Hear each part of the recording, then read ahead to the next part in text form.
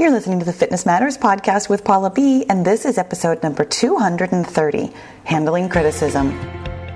Welcome to the Fitness Matters podcast, where every week we talk about the fitness matters that matter to you. I'm Paula B, YouTuber, certified life and weight loss coach, soon-to-be author, and your best middle-aged fitness friend. Are you ready to talk about the fitness mindset that matters to you? Me too. Let's go. Hello, hello, hello. So good to be with you. My friends, I'm singing already. I know. You knew this was going to happen. You knew that when you started the podcast. Oh, Paula's going to sing today. Yes, here it is. You guys, I am so actually legitimately excited to talk to you about this particular topic. And I know that it might not seem like the kind of topic that anybody would be excited about. Like, really, who wants to talk about criticism? Who wants to think about criticism? Who wants to, raises my own hand here, who wants to learn how to handle criticism? Yes, that is what we are talking about. We are going to learn how to handle criticism. And first and foremost, let me tell you, the way we handle criticism is by, you know me, understanding what it is. Rather than me just jumping in and giving you tips and being like, here's how to breathe. Let's talk about what criticism actually is so that you can understand for yourself how your brain is working and perceiving and the thoughts that you are having about criticism. Because if you've ever listened to the Fitness Matters podcast, and hopefully you have, except, if you haven't and this is your first one, I'm going to tell you, this is actually a pretty, well, it's a little bit of a tricky one to start with, but I think it's a really good one to start with. First of all, because I'm going to refer you to a couple of other episodes, but also because this is the crux of what we do around here with our mindset. We understand what we are thinking so that we can intentionally move forward in the world. That sounds really nice, right? Like, so many of us, I'm going to venture to say like all of us. Well, in fact, all of us are at some point or another operating on automatic pilot. Like, that's just how we work. Our brains think thoughts. Those thoughts create feelings. Those feelings drive our actions. And then we just are in the world. We behave certain ways in the world. And there's nothing wrong with that. That is the way we are designed. However, we are also designed to have, my favorite word, metacognition, which means that we can think about our thoughts. This is the thing that separates us from animals. There's some debate as to whether or not animals have self-awareness. I'm just going to keep saying, because we don't have the language to understand their language, because that is a really critical part of metacognition, is the language to understand your thoughts and have more thoughts about it. So I'm going to say that this is the thing that is unique to humans. That means that we can behave intentionally, which means, of course, that we can get goals. Really, that's what we do here. This is why we talk about your fitness and why it matters, and the matter of thinking about what you're doing and thinking about what you are thinking, is because I want you to live a life that you intend to live, meaning that you are setting goals for yourself and then you are getting them. And you're not just getting them because you're doing things, you're getting things because you're thinking particular ways intentionally, which creates for you intentionally a feeling that you want to feel that drives actions that you intend to do to get goals that you intend for yourself. Okay, that was wow. That was kind of a left turn onto the big picture of why we do mindset work at all. But you know what? That was really cool, right? Like, that's really good to think about it like that, because when you are thinking about handling criticism, I don't just want you to feel good about it. Yes, I do want you to eventually feel good about it, but I also want you to understand what it is, why we have a hard time with it, and from there, feel better by behaving intentionally. Okay, so what is criticism, my friends? Criticism is somebody else's opinion. like that's really what it is. At its core, it is simply an opinion that has been expressed to you in some way. And even more importantly than that, by using the word criticism, we have already had a thought about that other person's opinion. Because somebody else's opinion, if they agree with you or they think you're awesome, sure doesn't feel like an opinion, does it? Like, as soon as something feels like criticism, that means that you have had a thought about that person's thoughts, about that person's opinions. This is really quickly, I'm going to refer you to, I'm almost positive that it's episode 9, and really at this point I should have memorized it. It's either number 9 or number 7, and I know that both of them are really important, critical episodes, and therefore that's why I don't remember which one's which. In any case, it's an early number. I will have it for you in the show notes or the description box, depending on where you're watching or listening. There is always a way to get to the links that take you to the other episodes that I refer to. Worst case scenario, you can simply search for it, facts versus opinions, because I almost always remember the titles. I very frequently do not remember the episode numbers, but I do usually remember the titles or something close enough that you can search and get to it. Anyway, facts versus opinions. An opinion is something that can be proven either true or false because it is not simply true like a fact, or like a fake fact, like something that is untrue, which is not a fact. But an opinion can be proven either true or false, which means that some people would agree, some people would disagree.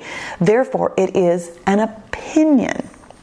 And because you have also had an opinion, had a thought about somebody's expression of their opinion, take that for what it is also.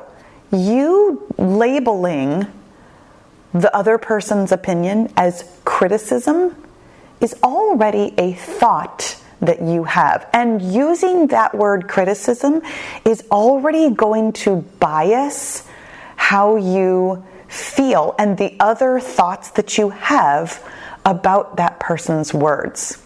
So bringing it to the actual bare bones, the true fact of the situation, a person either spoke words or wrote words. For me, I keep coming back to written because this is how I receive so much criticism. I mean, the criticism that I receive tends to be in a written comment.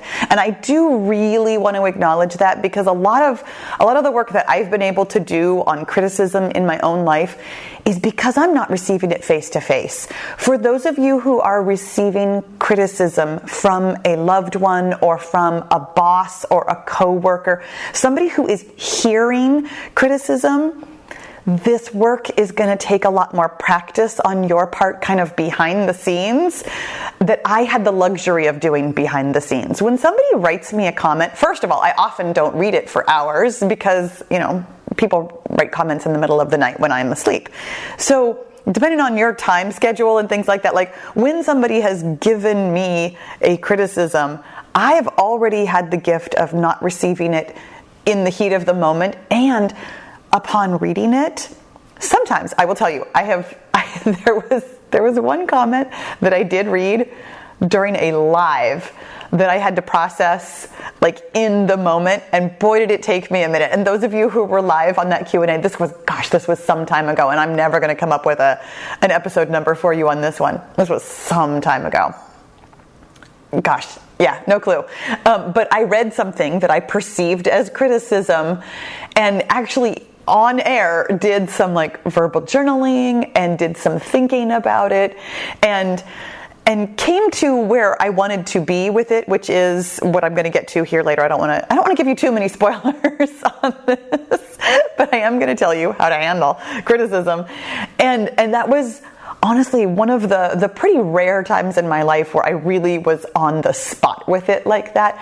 So here's why we have episodes like this, so that you can think about the last time that you received criticism and really dissect it and really go over it and really pull it apart and think about what it is and what you thought, and do some journaling on it, because of course that's going to be one of our steps. I will spoiler alert that one for you. There's always journaling, you guys. There's always examination of your thoughts. So doing this work on, let's say, the last time that you received criticism will help you handle it in the future. So anyways, criticism is somebody else's opinion that they have expressed, and you already have an opinion about their opinion by using the label criticism. When you understand that it's simply somebody's opinion, that really, at its most basic fact, that it is somebody's words, either written or spoken.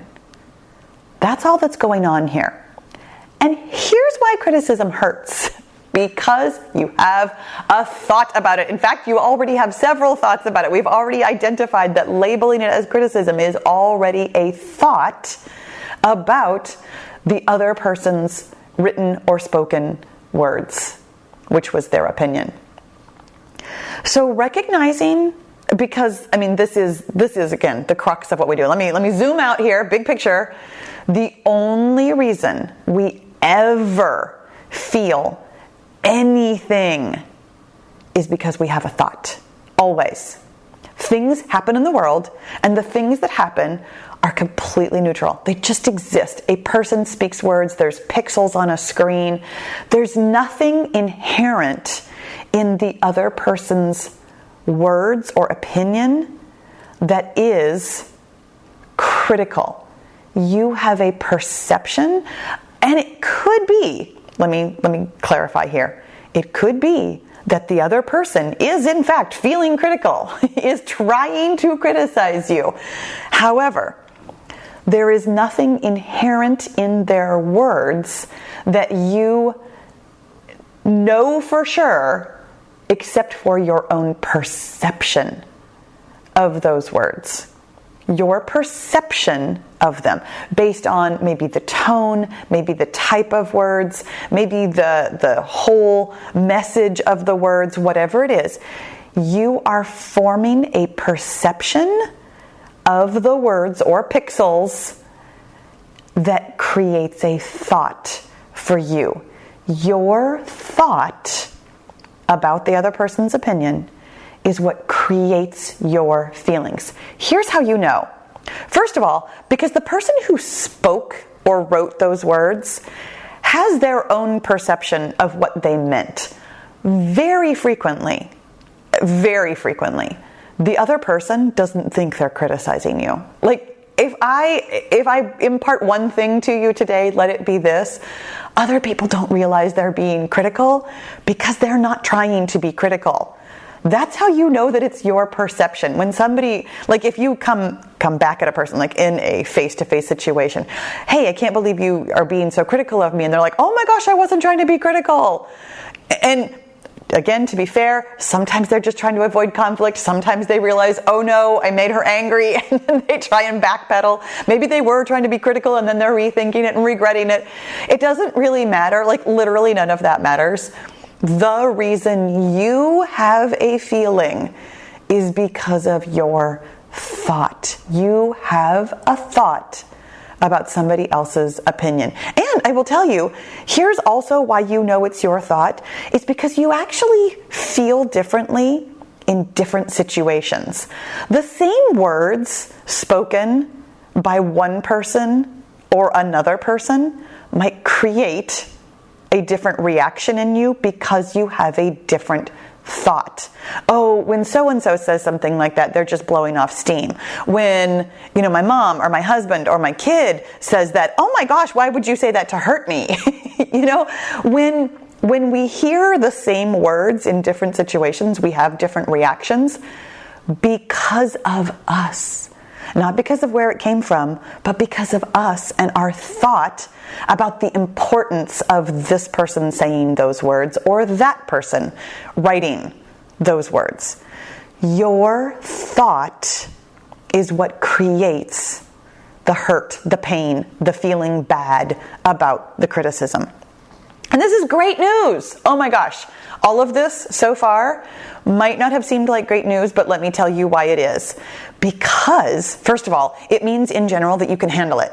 Because if it's all an inside job, if this is all your creation, your thought, you can find those thoughts. You can decide if they're helpful, because that's what we do. We use the 2-step tool. This is where I'm going to refer you to, gosh, I know it's a higher number, like 95 or something. It's mindset management or mind management. I never remember which word I used because I use those very interchangeably. Your mind being managed is the same thing as managing your mindset. Your mindset is a collection of thoughts. Your mind is a lot of individual thoughts that form a collection. So they're both truly the same thing. In any event, really good episode, and it'll help you get a really thorough understanding of the 2-step tool, which in its most basic form is just this. You find your thoughts, you decide if they're helpful.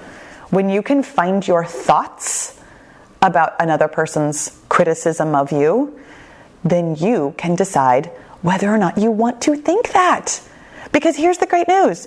You don't have to think that somebody is criticizing you. And if they are, that's fine. If you'd like to think of it as criticism, you can also understand what you are thinking that is creating your feelings and decide whether or not you'd like to think that. So here's how I came up with a couple of different ways that we tend to perceive criticism. You might very well recognize yourself in all of these, in some of these, or think to yourself, oh no, there's this other way that I totally react when I get criticism that I didn't consider. This is very personal. These are the ways that I react when I feel like somebody is criticizing me. Number one, I make an assumption about what they are thinking or feeling. 99.9% of the time when I hear something that sounds like criticism, like, oh my gosh, they're mad at me. They're mad at me is my go-to because, and I will tell you, here's my personal story. They're mad at me is, first of all, just lots and lots of childhood memories, lots of reinforcement of when somebody is saying something critical, that they're saying it in a tone of anger, from anger. That is my perception of criticism almost every time. They're angry at me is absolutely my go-to, which for the way what that creates for me is a kind of a combination of worry of what will happen if they are angry, that a person being angry means that, historically it means that they will yell, that they will maybe throw things, or maybe say more what I perceive as mean things about me. Like, somebody being angry has another collection, a mindset of thoughts about what will happen next or what could happen next that creates for me a feeling of worry. The other more immediate, like if I do perceive that somebody is mad at me, the feeling that creates for me is kind of like a shutting down. I don't know, I feel like there might be a better word for that, but I know what it feels like, and I call it shutting down, and that's what I'm going to call it with you. You might have a different vocabulary for that, but the feeling that creates for me, this thought, they're mad at me, or honestly, even they're feeling X, Y, or Z, almost anything, is a feeling of powerlessness. That's what that shutting down is. That's a better word, powerlessness. Somebody else's feelings, I don't have any power of them. And to be fair, this is completely true. We don't have power over somebody else's feelings, but that thought, they're feeling X, Y, or Z, that creates a feeling of powerlessness in me, not a helpful thought. Powerlessness, not a good feeling. Therefore, that thought isn't helpful for me. The other thing that I frequently think, this is another one of my go-tos, is they're wrong about me. They're wrong about what they are saying about me. Oh my goodness. Wow. I could go on about this one for a while, but I feel like you probably know what this feels like in your mind. This thought, they're wrong, that indignation, that anger, that defensiveness. Oh yes, none of those feel amazing. Therefore, that thought, they're wrong about me, not helping you to handle criticism. Here's what happens, by the way. So when I have the thought, they are mad at me or they're feeling X, Y, or Z. And I have that feeling of powerlessness.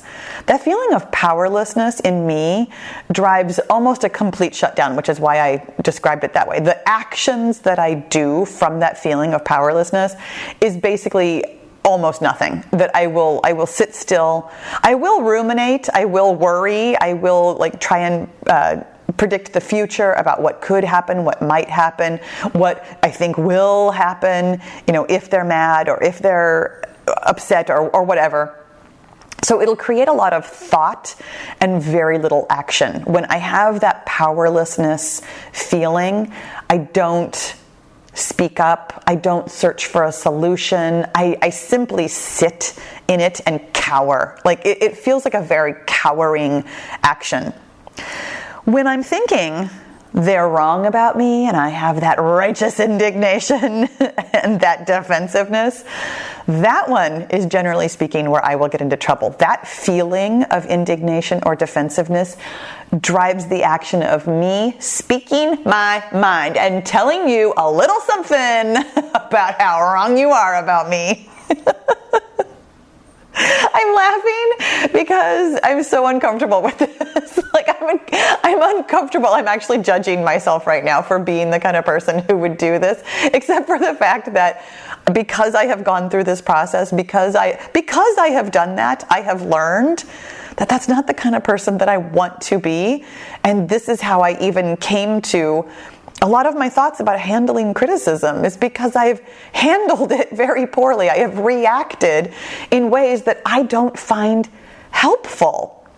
The righteous indignation, the defensiveness, I don't find that helpful. To me, this thought, they're wrong about me, is not a helpful thought. The other way that I have handled criticism, that I have reacted to criticism, is immediately thinking, oh my gosh, they're right about me. This one, just as problematic, honestly. When I am taking on somebody else's opinion and thinking, oh my gosh, they're right about me, the feeling that creates for me is just utter defeat. And probably some version of maybe shame or embarrassment or wrongness, that fundamental wrongness or unlikability, unworthiness, depending on what the specific opinion is that somebody has expressed to me, and kind of how willing I am to believe that about myself, whether or not this is a thought that, their opinion corroborates something that I have already thought about myself. That sadness, that dejectedness, that defeat, that unworthiness, not helpful, my friends. Not coming to any sort of resolution, not helping me move forward in my life with comfort and ease and confidence.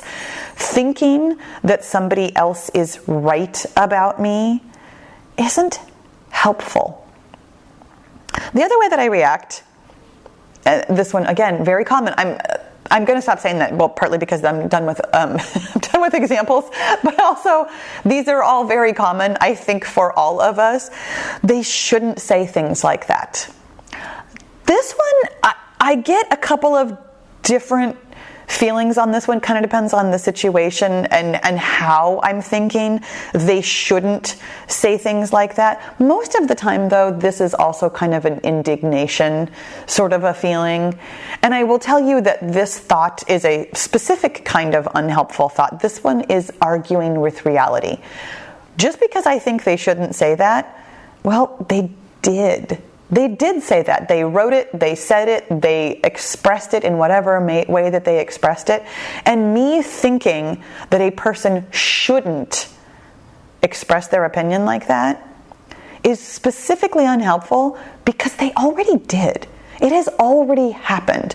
This thought can go absolutely nowhere. And in fact, we talked quite a bit about thoughts like this. I call them butt thoughts or sit and spin feelings because of this argument. The episode on this one was really specific. It was food, regret, and shame, where I talk about the different feelings that are a good idea to feel all the way through, or a good idea to recognize as a specifically unhelpful thought and therefore offer yourself a gentle redirection. Arguing with reality saying that something shouldn't have happened when it already did, when your brain has evidence that such a thing exists in the world, is, honestly, it's a waste of your time. It's a useless thought and is deserving of some gentle redirection. I understand, this is me talking to myself. I understand that I wish people wouldn't say those things, but they do, and this person did, and thinking that they shouldn't isn't helpful to me right now. That's the kind of gentle redirection that I offer myself when I have a specifically unhelpful thought like this, a should thought or a shouldn't thought. And here's what I want you to really recognize with all of the very, very common ways that we normally handle criticism, is that first of all, we are having thoughts about somebody else's opinion. And then we very frequently react or behave from the unhelpful thoughts that we have about that person's opinion. And here's what I think is a helpful way to handle criticism. And it's the way that I like to handle a lot of things, is by simply allowing it to exist. My friends, people have opinions, and they will express them to you sometimes. And this is where I'm going to refer you very, very specifically to the episode, I think it was 35. It's called What You Control, because we never, ever, ever control what somebody else says or does, how they behave, what they say, how they say it, in what manner they offer you their thoughts and opinions. Other people are going to criticize you. And you don't have to perceive it as criticism. You can recognize it as somebody else's opinion and allow them to have it. That allowing, the thing that I often say to myself, the thought that I think is helpful in this situation is, this is somebody's opinion. This is somebody's opinion covers a lot of ground. It really does. For me personally, this is somebody's opinion helps me recognize exactly what's going on here. It helps me. It's almost like shorthand for all of the work that we have just talked about. People have thoughts, thoughts create feelings, feelings drive actions. Other people express their thoughts. Other people are in control of what they do. Other people don't control me or what I do. I'm in control of my own thoughts. Thinking that this is criticism is in fact already an opinion that I have about this person's thoughts. Like it's wrapping up every single step that we've just gone through here when I say something like, this is a person expressing an opinion. That helps me allow them. Other people are absolutely 100% allowed to have opinions. Every minute of every day, every single person on the planet is having a thought, which is an opinion of something. And some of those thoughts and opinions are about me. And I don't control any of them except the ones in my own head. And this, my friend, is where we're going to talk about you criticizing yourself and how you can handle it. Because when you are criticizing yourself, it's literally the same thing. You have an opinion. You have a thought. It's not real. It's not right. It's not wrong. It's something that should happen because it does. And maybe you feel a certain way about the opinion that you have of yourself that you worry about. All the things that you think about somebody else's opinion of you, you also think about yourself. My friend, when you allow that you have critical thoughts about yourself, and it doesn't mean anything about you. It doesn't mean anything about who you are as a human being, that you have thoughts that create feelings that drive actions. And those actions are going to be automatic unless you take the time to use the two-step tool, find your thoughts, decide if they're helpful, and think things intentionally. Your critical thoughts of yourself, first of all, you already had a thought about your thoughts by calling them critical. They're just thoughts. They're thoughts that exist. They are electrical impulses that are in your brain that form sentences because we have language that you then hear, and the thing that you hear creates a feeling in your body, a chemical reaction that, as far as I know, stimulates your adrenal glands.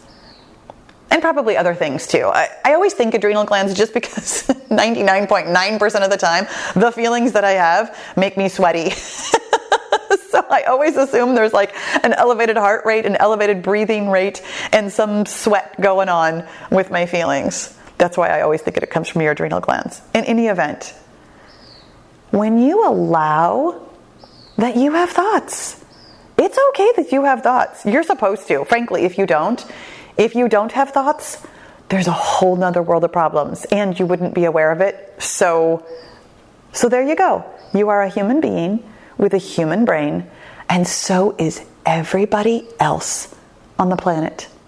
And as human beings with human brains, we express those opinions about ourselves, about other people, about football teams, about food, about the weather.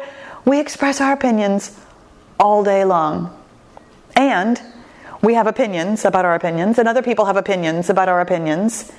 And we can live intentionally by understanding that this is just the way the world is. People have thoughts and opinions, they express them, and it's all completely okay. When they express their thoughts and opinions, I have thoughts and opinions that create feelings, and it's completely okay. Now, how do you do that in the moment? For me personally, like I said, I have done the work on this. I have done so much practice on this behind the scenes. I have gotten to the point, because of my practicing, that I can hear an opinion as an opinion almost in the moment. Sometimes it still takes me a second. My automatic thoughts, boy oh boy, are they automatic. That's what they're supposed to do.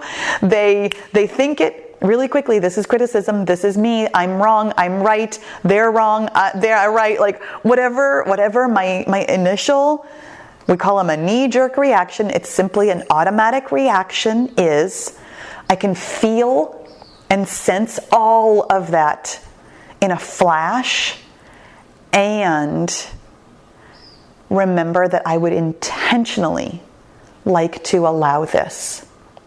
Now here's the thing. Your automatic thought, your automatic feeling, your automatic reaction is going to create that feeling in your body. The adrenal gland response, or the whatever the hormonal chemical response is. You're going to feel indignant, sad, defeated, righteous, worried, angry, defensive, whatever it is. You're going to feel that and intentionally create a thought for yourself that helps you allow all of it. The other person's opinion, your feeling about that opinion, and an intentional process of this is all okay. Now, in the moment, are you going to be able to react, like the words coming out of your mouth really specifically, or the finger, your fingers flying on the keyboard with words that you want to say? Not right away. This is going to take practice on your part. And it might take a full moment to really process it through. And what I have done in that situation, what I did on live, I think I was still on Facebook at the time when I was doing live Q&As on Facebook before I moved them over to YouTube. So that tells you how long ago that was.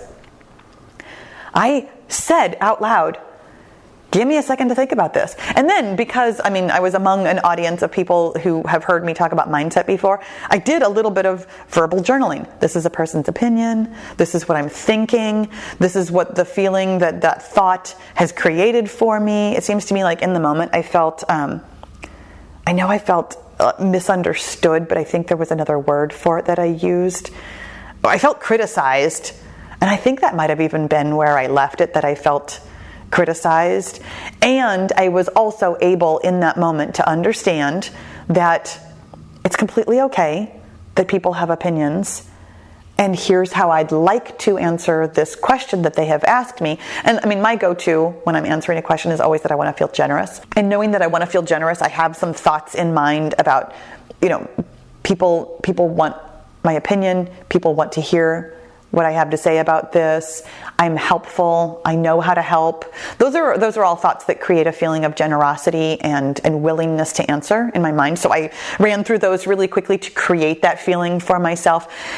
This is where the practice behind the scenes really comes into play. If you have somebody in your life that you feel is critical of you, and I'm going straight to, I'm thinking of the people in my life that I think are critical of me. And so I practiced behind the scenes. The last time this person said this thing that I took as criticism, what was I thinking? What was I feeling? What would I like to think? What would I like to feel? And I practiced that. The thought that works for me in that really specific situation, and I'm intentionally leaving off who I'm talking about that I think is critical of me, that what I think is, this person has opinions that I don't agree with. And that to me feels completely okay because I don't agree with opinions, and I'm okay with that. So because of my work behind the scenes, I was able to create for myself a sentence that I can use as a go-to when I perceive that this particular person is being critical of me. This is your work. Recognize what's going on. Hear that the other person is offering you a thought, their own thought, based on their own perceptions, quite frankly, of themselves. When you recognize that a person is offering you a thought, you will have automatic thoughts about it that you can sift through. This is your homework, sifting through your thoughts, finding them by journaling, and deciding whether or not any of them are helpful for you. Once you have found and categorized the thoughts that you have automatically, you can purposely generate a thought for yourself that creates the feeling that you want. A feeling of, I'm assuming, some version of allowing or confidence or acceptance. You get to decide exactly what feels like the best way to handle criticism. Create for yourself a sentence that you can use as a go-to when that person, this really is a very individualized thing. One person saying one thing one time, you can practice from that, but it's not necessarily going to be generally applicable. Different criticism in different situations feels different because you have different thoughts. So you might need to create for yourself intentionally a collection, a mindset of thoughts about handling criticism that you can use as like your toolkit. I'm going to pull out this sentence. How does this feel in this situation? It doesn't quite get me where I want to go. Okay, here's this other sentence. How do I feel in this situation? Okay, this is the one that helps me feel calm and helps me feel like compassionate, that helps me feel not necessarily in control, but in control of myself. When you practice this behind the scenes, you will develop for yourself a mindset of acceptance around criticism. And that is what I'm offering you. I really hope this was helpful for you today. Thank you so much for being here, for listening, for hanging out, for handling criticism. I'll talk to you again soon. If you're getting a lot out of the Fitness Matters podcast and you're ready to take it to the next level, you're going to love the Get Your Goal coaching and accountability group. We take all the theory and knowledge here on the podcast and actually apply it in real life on your real weight loss and fitness goals. It's hands-on, it's fun, and it works. Find out more at paulabfitness.com/get-your-goal. And let's get your goal.